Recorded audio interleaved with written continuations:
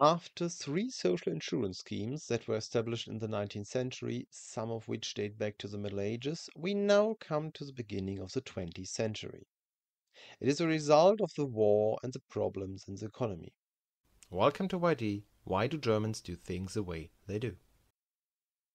In 1909, there was a Labor Exchange Act in Great Britain, and by 1912, unemployment insurance had already been introduced there. On 1st of October 1927, the Gesetz über Arbeitsvermittlung und Arbeitslosenversicherung Act on Unemployment Placement and Unemployment Insurance came into force. Until the First World War, it was private organizations and trade unions that helped the unemployed. A lot of labor was needed, and also the first three social insurances, health insurance, accident insurance, and pension insurance, helped those who could not work due to illness or old age. There were none that helped people who had no work. This was a normal part of poor relief. However, the approach was to separate job seekers from poor people. From the 1880s onwards, Arbeitsnachweisämter, labor registration offices, were established in individual states of the German Empire to place job seekers, some of which were organized in a municipality level, others as associations. Of course, there was a regional problem that if there were many unemployed people in a region but few vacancies, it was almost impossible to place these unemployed people. So they gradually joined together to form regional associations, starting with the Verband Badischer Arbeitsnachweise Association of Baden Labor Proofs, founded in 1896. In 1898, the Verband Deutscher Arbeitsnachweise (VDA) was founded. In 1914, the Reichszentrale der Arbeitsnachweise, and in 1915 there were 21 regional associations in the German Reich. Nevertheless, the super-regional management of job seekers remained difficult. Even during the First World War, there were problems with unemployment and vacancies in the German Reich. When men enlisted in the army, there was a shortage of labor, and when they returned after the service, they needed a job again. At the same time, the British blockade caused some companies major problems with the supply of raw materials. The Vaterländische Hilfsdienst, Fatherland Relief Service, initiated by the Obersten Heeresleitung, Supreme Army Command, in 1916, led to a centrally controlled multi-level system. Vacancies were now reported centrally, and these reports were forwarded to the decentralized labor registration offices. It was also recognized here that this system would have to be expanded in the event of demobilization after the war due to the large number of people in the army.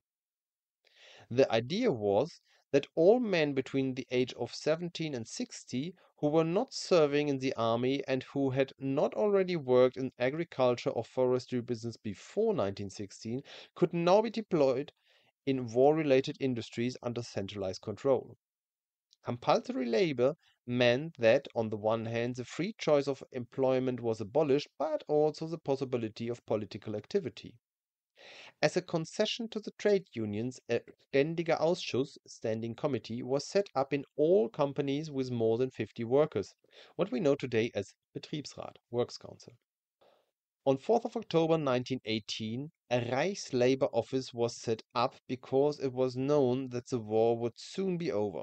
Now everything happens very quickly. We find ourselves in a time of unrest, the November Revolution.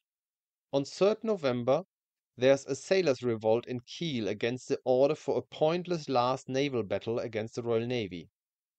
On 9th November, the Democratic Republic is proclaimed to forestall a possible Communist People Republic. On 11th November, the Armistice of Compiègne is signed.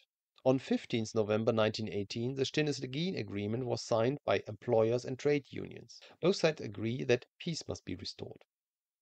7 million soldiers must be reintegrated into the economy as a labor force.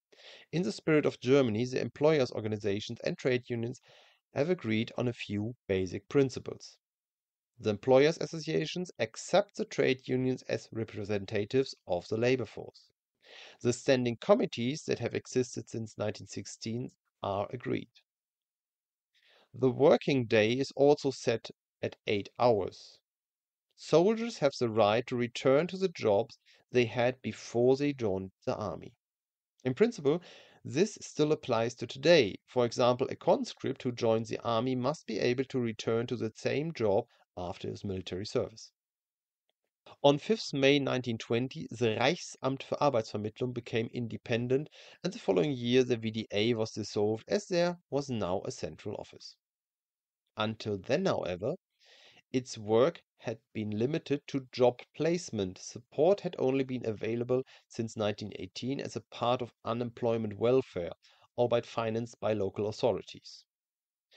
With the Law on Job Placement and Unemployment Insurance on 1st of October 1927, there was now an unemployment insurance scheme financed by equal contributions from employees and employers, as with the other social insurance schemes. This new insurance relieved the burden on local authorities, as they once again have to care for the poor and not for the unemployed. However, the system reached its limits a short time later. The economic crisis is ahead. At the beginning, the contribution to unemployment insurance was 3%, rising to 6.5% by 1930. After the war, the contributions rate was at a minimum and then rose again until 2006 before falling again. The contribution is a reflection of the unemployment figures. If little money is needed for a small number of unemployed people, the amounts are low. Arbeitslosengeld, unemployment benefit, also known as Arbeitslosengeld I, is paid from the contribution, while Arbeitslosenhilfe, unemployment assistance, or in the meantime Arbeitslosengeld II, Hartz IV, or now Bürgergeld, citizens benefit, is paid by the state from tax revenue. Anyone becomes unemployed through no fault of their own because the company has cut jobs or gone bankrupt and is still looking for a job and is employable receives unemployment benefit for up to 1 year, in special cases for up to 2 years. After this period, unemployment assistance is paid, for example, if the person is unable to take up a work because they are caring for a relative in need or have a small child. Even if the salary is not enough to live on because the single parent can only work part-time due to the children and the other part does not pay their share, support is also provided here. Aufstocken popped up. The laws on this were called different. In 1969, it was the Arbeitsförderungsgesetz, Labor Promotion Act. Since 1998, it has been in the Dritten Buch Sozialgesetzbuch, third book of the Social Code, SGB 3, but little has changed in principle. A certain calculation of the last salary is used to calculate 60% of it. 67% for people with children, as the basis for unemployment benefit, from which other contributions are then deducted and the money paid out. Here too, a Beitragsbemessungsgrenze, contribution assessment ceiling, is added, as contributions are only calculated up to an annual income of currently €96,600 per year. Anyone earning more than this does not pay an insurance contribution for the excess amount. However, the final salary is not assumed to exceed this €96,600. The institution of employment offices had also various names over the years, from the aforementioned Arbeitsnachweisämter to Arbeitsamt, Jobcenter, ARGE, Bundesanstalt für Arbeit, and the Bundesagentur für Arbeit, but even there the principle always remained the same. When a job placement scandal was uncovered in 2002, in which the figures had been fudged, a commission was set up under the SPD politician, IG Metall, Metal Trade Union member and VW manager Peter Hartz, which was supposed to come up with various reforms. However, some of these were overturned by the courts, including the Federal Constitutional Court or the European Court of Justice. As described in this video, shame debates are sometimes held about alleged lazy people resting on social benefits who in fact do not even make up 1% of the unemployed.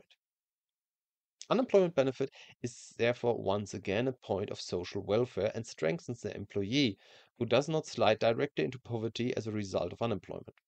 He now also has some time to look for a new good job, but also a certain amount of pressure to do so within a year, and the money is limited. And of course, you are also covered by health insurance during this time, as is your family. Is there any support for the unemployed in your country? Remarks, addition, and comments in the comments. Thank you for your attention. See you in the next video.